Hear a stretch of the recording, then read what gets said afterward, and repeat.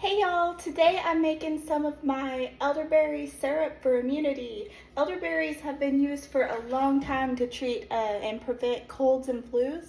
So I like to keep stocked up on it through the winter. I just got some berries out of the freezer and separated them, which takes me a couple hours. I know you can shake the bag while they're frozen and it helps them fall, but I still seem to have to go through and pick some out and then separate the stems and all of that.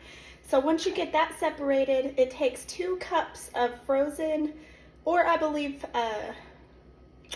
fresh, if I'm remembering right, elderberries. So these aren't frozen anymore.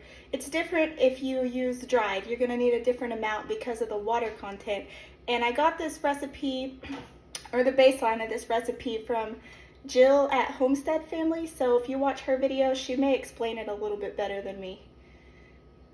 So I take 2 cups of frozen and now defrosted elderberries and put them in my favorite jelly making canning mixing pot.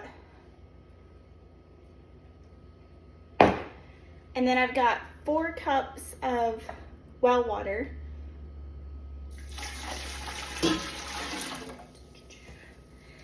And here's where I kind of make up my own thing with adding the spices. I just do however much I feel like. So we've got cayenne right here.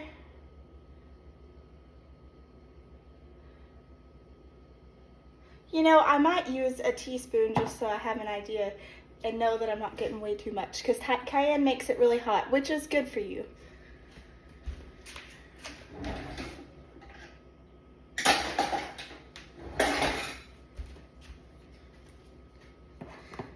So people on blood thinners, actually, they need to be aware of cayenne and its ability to thin your blood. That's why they say to keep some on hand, like if you don't have baby aspirin. It's actually been shown to help people suffering from a heart attack. I'm not saying don't go to the emergency room and only use cayenne, but it's a good thing to know.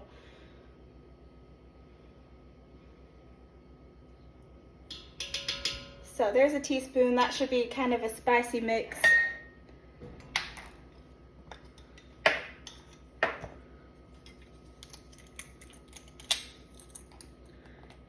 Then we'll add some ginger, and that'll give it even more of a kick.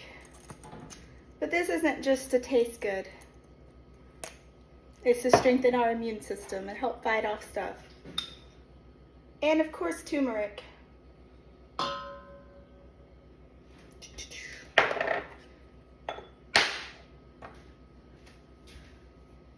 I guess I should turn that on.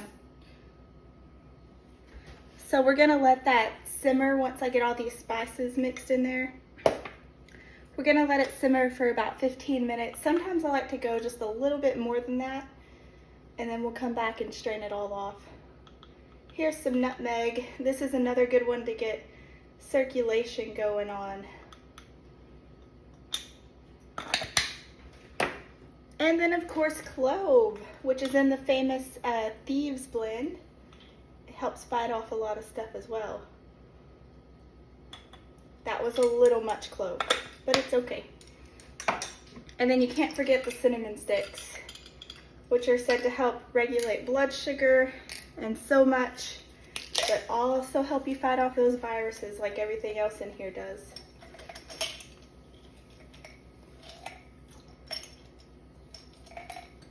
As you can see, I just kind of do whatever I feel.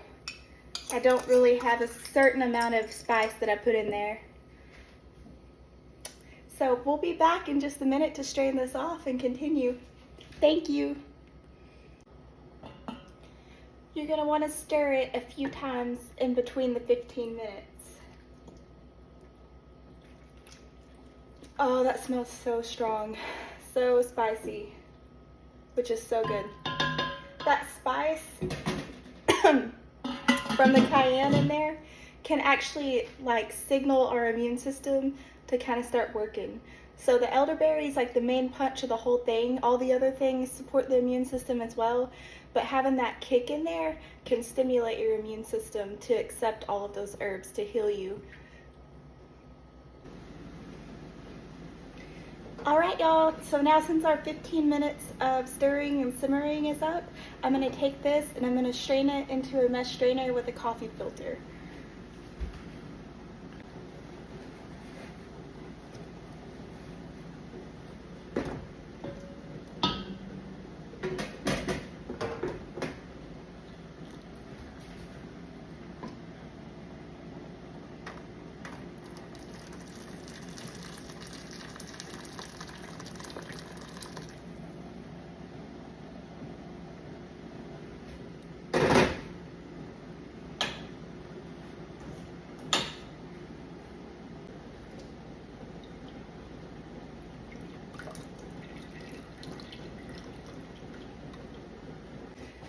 Alright, so I'm dumping all of this syrup that I've strained out back in the pot.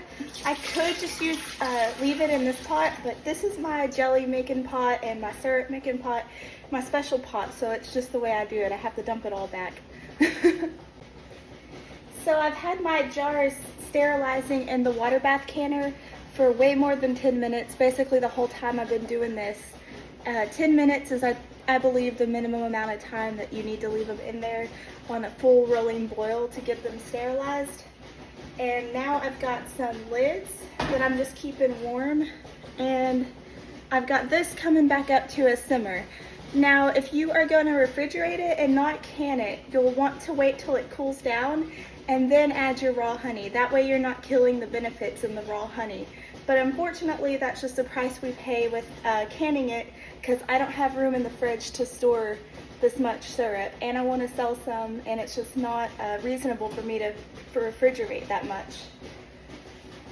So I'm still using raw honey, but remember, if you're refrigerating, wait till this cools down so the heat doesn't kill the benefits of it. But since I'm canning, I'm pouring 2 cups of raw honey back into our strained off mixture.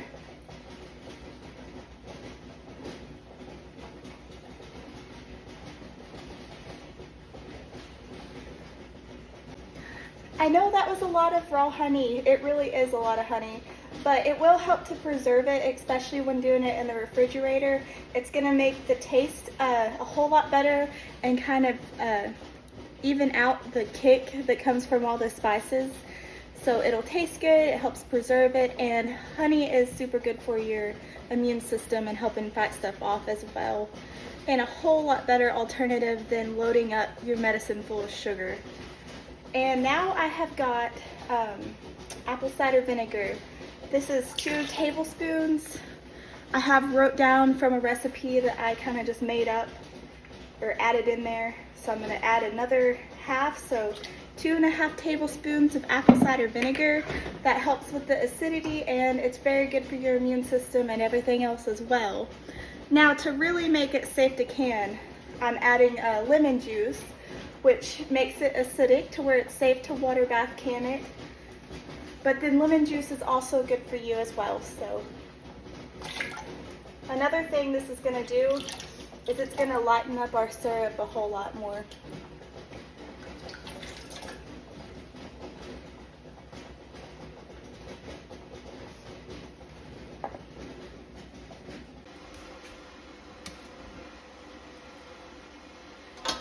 Alright y'all, so now we're at the point where I've moved this pot over here on a little mitt thing to keep it from burning the counter. I've got a towel down so whenever I get my jars out of the canner, they don't bust from getting on a cold countertop. And I'm ladling my syrup into these sterilized jars that are already hot, of course. And then I will show y'all the rest in just a minute.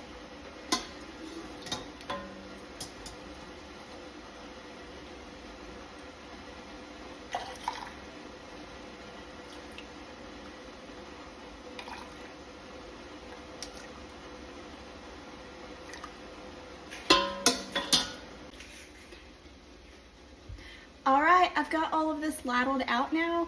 My hair is not really as close to this as it looks like.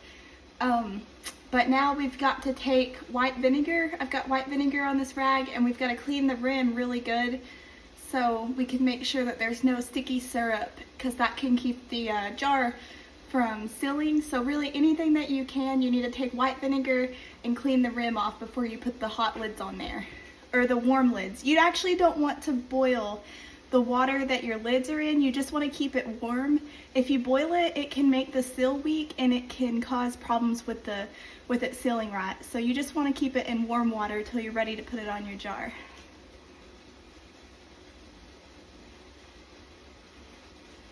See all that?